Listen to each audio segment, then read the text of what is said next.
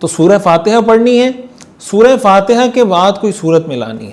اب سورہ فاتحہ کے بعد جو فرض قرات ہے، یہ جو کم از کم جو تلاوت کرنی ہے سورہ فاتحہ کی، وہ یہ ہے کہ ایک بڑی آیت یا 3 چھوٹی آیات کم از کم پڑھنی ہے۔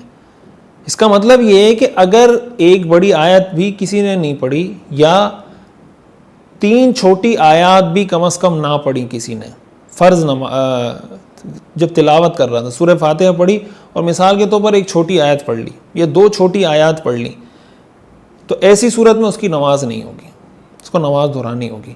تو کم سے کم جو مقدار ہے تلاوت کی سورہ فاتحہ کے علاوہ وہ کیا ہے؟ ایک بڑی آیت یا 3 چھوٹی آیات۔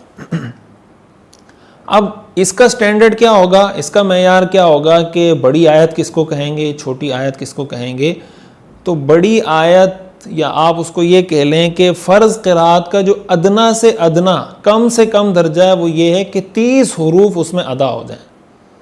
یعنی اگر سورہ فاتحہ کے بعد کوئی اتنی تلاوت کر لیتا ہے جس میں کم از کم 30 حروف آ جائیں تو اس کو سمجھا جائے گا کہ اس نے جو فرض قرات تھی وہ پوری کر لی۔ مطلب یہ ہے کہ اب اگر یہ نماز پڑھ کے سلام پھیر دے گا اس کی یہ نماز ہو جائے گی۔